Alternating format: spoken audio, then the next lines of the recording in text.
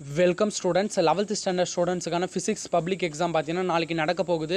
Time waste பண்ணாமல் இருக்கிற இந்த 6 ஹவர்ஸாச்சும் நல்லபடியாக பயன்படுத்தி நல்லபடியாக படிங்க. எல்லாருக்குமே ஆல் த பெஸ்ட். எக்ஸாமை சிறப்பாக ரைட் பண்ணுங்கள். எந்த கொஷினும் விடாதீங்க. கம்பல்சரி கொஷின் கொண்டு சாய்ஸுக்கு கேட்ட மாதிரி எல்லா கொஷின்ஸும் அட்டன் பண்ணுங்கள். ஏன்னா நமக்கு கிரேஸ் மார்க் கூட எதனா ஒரு கொஷினுக்கு ராங்காக இருந்தால் கிரேஸ் மார்க் கூட கிடைக்க வாய்ப்பு இருக்குது. அதனால் சாய்ஸ் விட்டு உங்களுக்கு என்னென்ன கொஷின்லாம் தெரியுதோ அதெல்லாம் எழுதுங்க. தெரியாத கொஷினை கான்செப்ட் ரிலேட்டடாக அதற்கான நீங்களே பார்த்தீங்கன்னா எழுத பாருங்கள். எந்த கொஷினும் தெரியாமல் விட்டுட்டு வராதிங்க. அது பார்த்தீங்கன்னா ரொம்ப இம்பார்ட்டண்ட். கம்பல்சரி கொண்டு பார்த்தீங்கன்னா எல்லாமே நீங்கள் படித்ததுலேருந்து தான். ஃபிசிக்ஸ் பொறுத்த வரைக்கும் புக் பேக்கிலேருந்து தான் கேட்க போகிறாங்க. அதனால் நீங்கள் படித்ததுலேருந்து தான் வரும். நம்பிக்கையாக போய் உங்களோட எக்ஸாம் எழுதுங்க. இந்த வீடியோவில் பார்த்தீங்கன்னா ப்ரீவியஸ் இயர் நடந்த பப்ளிக் எக்ஸாமோட ஒரிஜினல் கொஷின் பேப்பர் தான் பார்க்க போகிறோம். இது சப்ளிமெண்ட்ரி எக்ஸாம் கொஷின் பேப்பர்ப்பா. இது பார்த்தீங்கன்னா ஜூனில் நடக்கிற எக்ஸாம். நிறைய பேர் மார்ச்சில் நடக்கிற எக்ஸாம் தான் கொஷின் பேப்பரை தான் பார்த்துருப்பீங்க. இந்த ஜூனில் நடக்கிற கொஷின் பேப்பரை நிறைய பேர் பார்த்துருக்க மாட்டீங்க. இந்த கொஷின் பேப்பரை பார்த்துக்கோங்க. இதில் இருக்க கொஷின்ஸ்லாம் படிச்சிட்டிங்களான்னு ஒரு டைம் பார்த்துக்கோங்க. ஒரு லாஸ்ட் மினிட்டாக இதை பார்த்துக்கோங்க. ஃபஸ்ட்டு பார்த்தீங்கன்னா 1 மார்க்ஸ் பொறுத்த வரைக்கும் புக் பேக்லேருந்தே நமக்கு கன்ஃபார்ம் 10 1 மார்க்ஸ் கிட்ட கன்ஃபார்ம் கேட்டுருவாங்க. 10 or 12 கூட கேட்டுருவாங்க. புக் பேக் 1 மார்க்ஸை தெளிவாக படித்து முடிங்க. நெக்ஸ்ட்டு பார்த்தீங்கன்னா 2 மார்க்ஸ் பொறுத்த வரைக்கும் திறன் வரையறுக்கவும்னு கேட்டிருக்காங்க. டிஃபைன் பவர்னா என்னென்னு பார்த்துக்கோங்க. Why moon has no atmosphere, நிலவிற்கு ஏன் வளிமண்டலம் இல்லை. உங்களுக்கு ஃபிசிக்ஸில் 2 மார்க் 3 மார்க் பொறுத்த வரைக்கும் உங்களுக்கு பார்த்தீங்கன்னா ஒரு கம்பல்சரி ப்ராப்ளம் இருக்கும். இன்னொன்று பார்த்தீங்கன்னா கம்பல்சரி இல்லாமல் மேக்ஸிமம் 2 ப்ராப்ளம் இல்லை ஒரு ப்ராப்ளம் பார்த்தீங்கன்னா கம்பல்சரி இல்லாமல் கேட்பாங்க. அதனால் உங்களுக்கு ப்ராப்ளம் சம்லாம் தெரிஞ்சதுன்னா ப்ராப்ளம் சம்லாம் அட்டன் பண்ணுங்கள். ஏன்னா நமக்கு தியரி கொஷனுக்கு நம்ம கரெக்டாக எதனா தான் ஃபுல் மார்க் கொடுப்பாங்க. ஆனால் ப்ராப்ளம் பார்த்தீங்கன்னா நீங்கள் கரெக்டாக போட்டிங்கனாலே மார்க்ஸ் கொடுத்துருவாங்க. தியரிக்கெலாம் பார்த்தீங்கன்னா ஒரு சில மார்க் கம்மி பண்ணவும் வாய்ப்பு இருக்குது. ஆனால் ப்ராப்ளம்ஸுக்கு அந்த மாதிரி கம்மி பண்ண மாட்டாங்க. அதனால் ப்ராப்ளம் கொஷின்லாம் தெரிஞ்சால் அட்டன் பண்ணுங்கள். இதில் இருக்க ப்ராப்ளம்ஸ்லாம் ஒர்க் அவுட் பண்ணி பாருங்கள். State the principle of homogeneity of dimension. First lesson question பரிமாணத்தின் ஒரு படித்தான நெறியை கூறுகன்னு கேட்டிருக்காங்க. 19th கொஷின் பார்த்தீங்கன்னா இந்த சம் பார்த்துக்கோங்க. யங்ஸ் மாடுலஸை வச்சு போடுற sum. 20 sum define gravitational field give its unit. ஈர்ப்பு புலம் வரையறுக்கவும் அதன் அழகினை எழுதுக. ஃபிசிக்ஸ் பொறுத்த வரைக்கும் எந்த கொஷின் எழுதினாலும் அதற்கு ஈக்குவேஷன் தெரிஞ்சால் ஈக்குவேஷன் எழுதுங்க. யூனிட் தெரிஞ்சால் யூனிட் எழுதுங்க. நீங்கள் டெஃபினேஷன் எழுதினா கூட 2 மார்க்கில் 3 மார்க்லேயே இருக்கட்டும். ஈக்குவேஷன் அவங்க கேட்கல, இல்லை ஃபார்முலா கேட்கல, இல்லை யூனிட் கேட்கலனா கூட நீங்களே எழுதி வைங்க. எக்ஸாம்பிள் கேட்கலனா கூட நீங்களே எழுதி வைங்க. 21 அந்த ப்ராப்ளம் பார்த்துக்கோங்க. 22 பார்த்தீங்கன்னா ஒரு நியூட்டன் வரையறுக்கவும். Define 1 Newton. இந்த 21 ப்ராப்ளம் பார்த்தீங்கன்னா ஈஸியான ப்ராப்ளம் தான். டார்க்கு கண்டுபிடிக்கணும். ரொம்ப ஈஸியான ப்ராப்ளம். 23 பார்த்தீங்கன்னா ஆரம்ப கட்டம். எப்போச் என்றால் என்ன? What is an எப்போச்.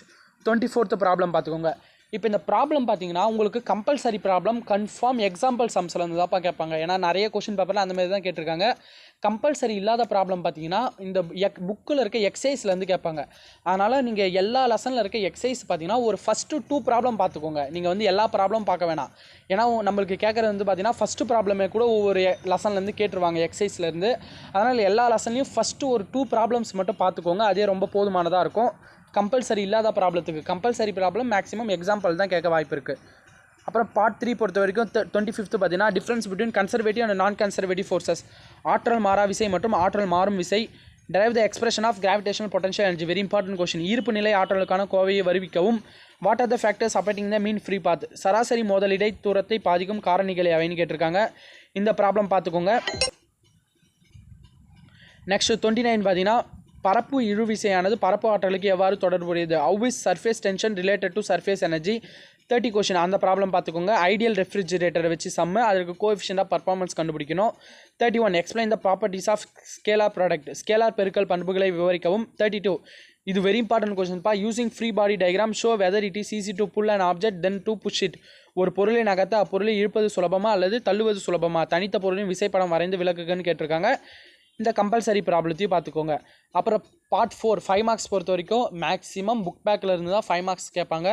Volume 1 R volume 2 இந்த மாதிரி நிறைய டைம் கேட்டிருக்காங்க. வால்யூம் 1லேருந்து ஒரு கொஷின், அதற்கு அல்லது கொஷின் பார்த்தீங்கன்னா வால்யூம் 2லேருந்து நிறைய டைம் கேட்டிருக்காங்க. ஒரு சில டைம் தான் பார்த்தீங்கன்னா ஃபஸ்ட் லெசன் செகண்ட் லெசன்லேருந்து கேட்டுருவாங்க. அப்படின்னா மேக்ஸிமம் வால்யூம் 1 வால்யூம் 2ன்னு கேட்பாங்க. அப்போ நீங்கள் ஒரு வால்யூமை கம்ப்ளீட்டாக இருந்தாலே நீங்கள் ஈஸியாக 5 மார்க்ஸையும் அட்டன் பண்ணிடலாம். நான் ஏற்கனவே நிறைய வீடியோவில் சொல்லியிருப்பேன். 34th பார்த்தீங்கன்னா ரேடார் பல்ஸ் மெத்தட். அந்த கொஷின் பார்த்துக்கோங்க. அந்த ரேடார் பல்ஸ் மெத்தடுக்கான ஒரு ப்ராப்ளம். இப்போ பார்த்தீங்கன்னா உங்களுக்கு டீட்டெயில் கொஷின் பொறுத்த வரைக்கும் அந்த டீட்டெயில் கொஷினுக்கு புக்கில் பாருங்கள். புக்கில் இருக்க ஆன்சரை பாருங்கள்.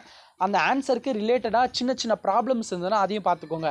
இப்போ எக்ஸாம்பிளுக்கு பார்த்தீங்கன்னா ஃபஸ்ட் லெசன்லேயே ட்ரையாங்குலேஷன் மெத்தட் இருக்கும். அந்த ட்ரையாங்குலேஷன் மெத்தடுக்கு கரஸ்பாண்டிங் எக்ஸாம்பிள் சம் ஒன்று இருக்கும். அது ஈஸியாக தான் இருக்கும். அந்தமாரி இருக்க சம்ஸ்லாம் பார்த்தீங்கன்னா கொஷினும் கேட்டுருவாங்க, ட்ரையாங்குலேஷன் மெத்தடும் கேட்டுருவாங்க, அதுக்கு செகண்ட் பாயிண்ட் பார்த்தீங்கன்னா அந்த ப்ராப்ளமும் கேட்டுருவாங்க.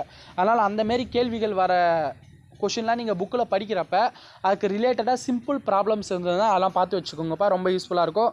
அப்புறம் டாப்லர் எஃபெக்ட் கேட்டிருக்காங்க. 35 பார்த்தீங்கன்னா சென்ட்ரிபிட்டல் ஆக்சலரேஷன் மைய நோக்கு முடுக்கத்திற்கான கோவையை பெருக. அப்புறம் பாய்சலிஸ் ஃபார்முலா அது கேட்டிருக்காங்க. 36 பொறுத்த வரைக்கும் motion of blocks connected by string in vertical motion கேட்கலாம். அப்படின்னா தனியாக ஹரிசாண்டல் மோஷன் கூட கேட்கலாம். மெல்லிய கம்பி நூல்லாம் இணைக்கப்பட்ட கனப்பொருட்களின் இயக்கத்தை செங்குத்து திசையில் விவரிக்கவும். Derive the expression for escape speed விடுபடு வேகத்திற்கான கோவையை வருவிக்கவும். அப்புறம் பார்த்தீங்கன்னா எலாஸ்டிக் கொலிஷன்னா என்ன, இது 4th லெசன்லேருந்து கேட்ட question. Derive the work done in isothermal process second volume question. இந்த isothermal process, adiabatic process, isobaric process, இந்த 3 ப்ராசஸோட ஒர்க் டன் பார்த்து வச்சுக்கோங்க. லாஸ்ட் கொஷின் பார்த்தீங்கன்னா state and prove parallel axis theorem இணை அச்சு தேற்றத்தை கூறி நிரூபிக்கவும். Or simple pendulum in detail. இந்த பேரலல் ஆக்சிஸ் தேரம் பார்த்தீங்கன்னா 3rd or 4th லெசன்லேருந்து கேட்ட கேள்வி. சிம்பிள் பெண்டுலம் பார்த்தீங்கன்னா 2nd வால்யூம்லேருந்து கேட்ட கேள்வி. Okay students, thank you.